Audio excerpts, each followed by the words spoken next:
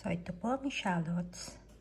Ito naman ang regular onion. So, this is a yellow onion. So, ito po ang shallots. So, ito po ang shallots kasi medyo mas matamis siya. Hindi siya kagaya ng regular onion na medyo may pagka-bitter.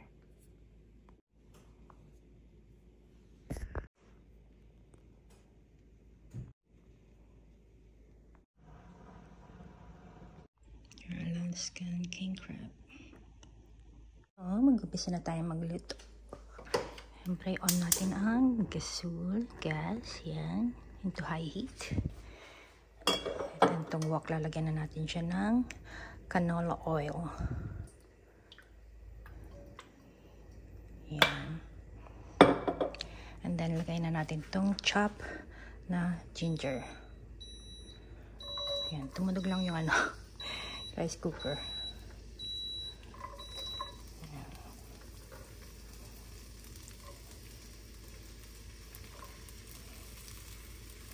Ay, look.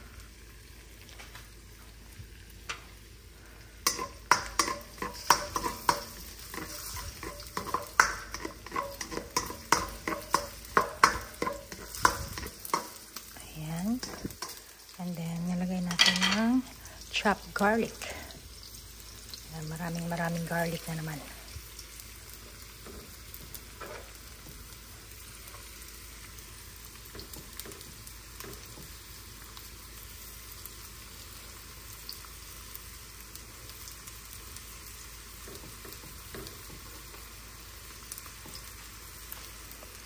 Then, halo ulit natin.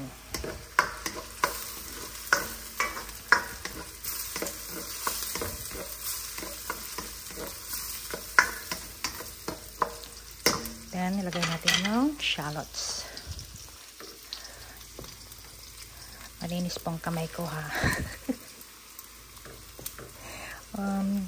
Always make sure na pag nagluluto po tayo, malinis po ang ating mga kamay. Dahil ito po ang nilalagay natin sa ating bibig at katawan. Kailangan walang bakterya. Kailangan malinis lagi ang ating kamay. So, yan.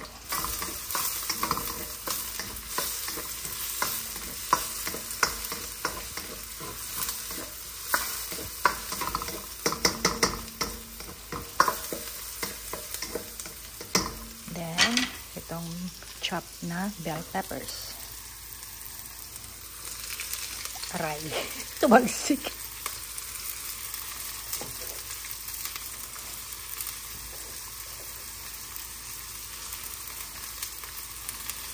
Ayan. And then, lalagyan na po natin ng tomato paste. Ayan. Pero pala kailangan charita. So, itong tomato paste, dahil galing nga siya sa can, hayaan natin siyang maluto muna para matanggal yung kanyang lasang lata. Kumbaga, Ayan. Siguro, lutuin lang siya natin ng mga 2 minutes. Tsaka itong tomato paste yung ilalabas niya yung kanyang flavor and kumbaga parang magmamantika. Magmamantika ba yung tawag? Basta yung mag-extract yung yung kanyang flavor and juices. Parang gano'n. So, halo-halo lang natin siya.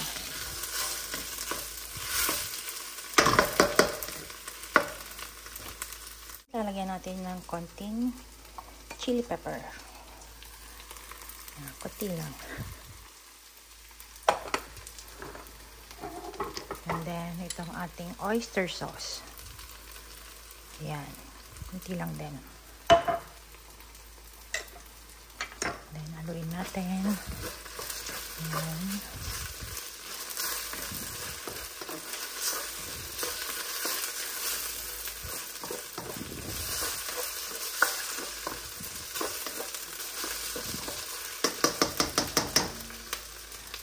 Lagyan ko siya ng dali.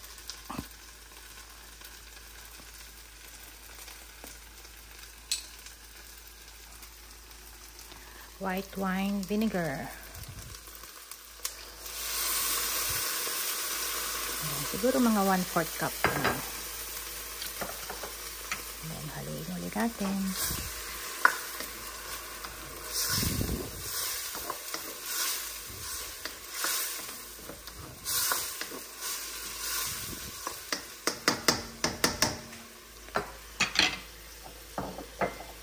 Then, lalagyan ko rin siya ng mirin. Ayan. Siguro mga mga 2 tablespoon of mirin. Ayan. Tapos haluin ulit natin.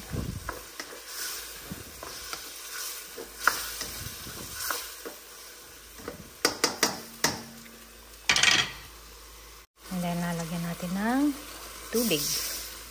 Ayan. So, isisisa na natin siya ng salt and pepper.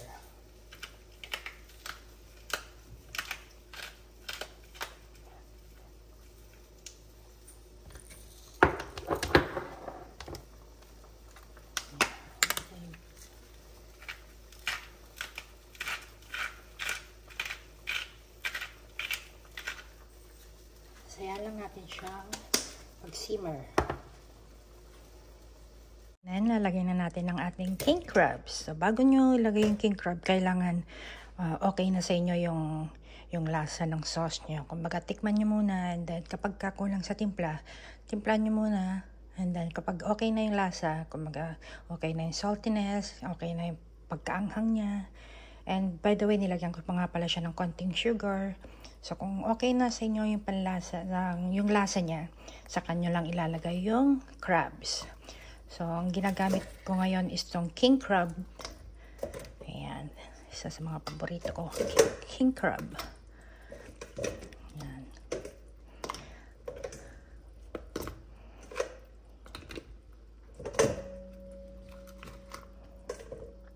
Ayan. And then, tatakpan lang natin siya. A few moments later. Ayan. Nilalagay na natin itong cornstarch na dinisolve natin sa tubig. Ayan, para mag-thicken yung sauce.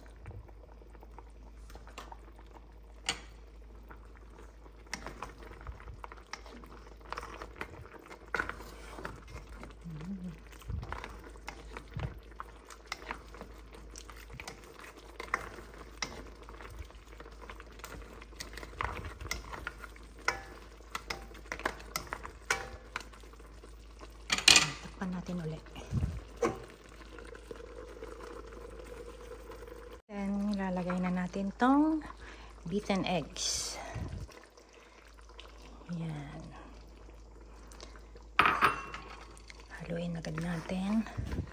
Hirap nang haluin. Ayan. Tapos, luto na siya. Ayan. Haluin lang natin.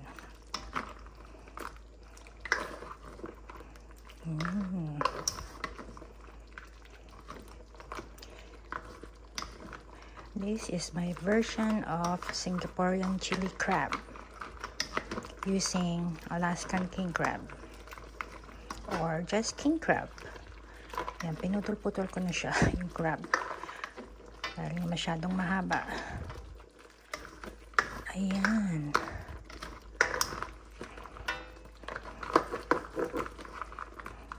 See, kung makikita nyo yung sauce niya, lala.